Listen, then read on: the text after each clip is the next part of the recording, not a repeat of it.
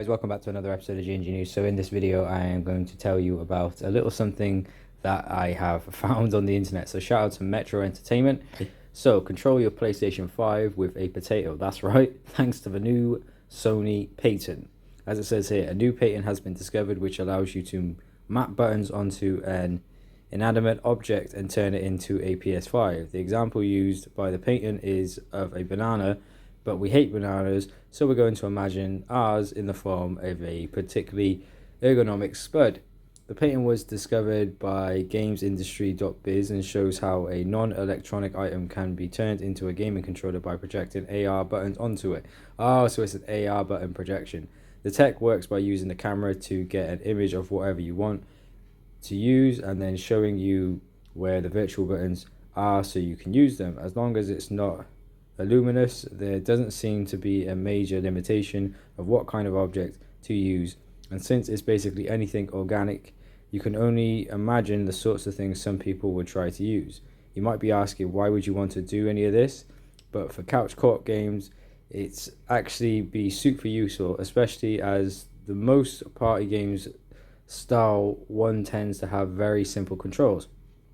As the patent itself says, it would be desirable if a user could use an inexpensive, simple, and non-electronic device as a video game controller. However, having instant access to two fully featured controllers has been a great boon to the Switch, so it'd be handy if Sony were able to do something similar. But you could also imagine developers creating highly specialized button configurations for specific games without having to charge hundreds to buy a new controller.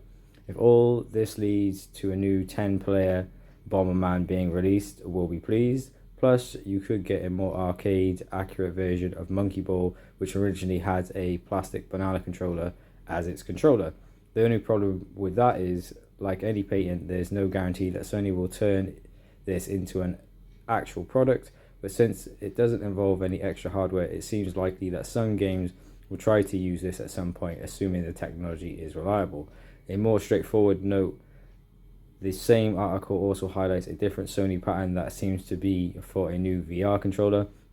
As you can see here, since it features haptic feedback and resistive triggers, it's tempting to assume that this is the controller Sony themselves mentioned when they announced earlier this year the PlayStation VR 2 coming from the PlayStation 5. However, Sony have also registered multiple patents for VR controllers over the years, and there's no particular reason to assume this will be the one that makes it to the market over any of the others. So this is the controller shown itself. So yeah, what do you think about this? I think this is pretty cool that Sony are letting you essentially make your own controller. Thank you all for watching. If this video helped you out, leave a like on the video, and I'll see you all soon.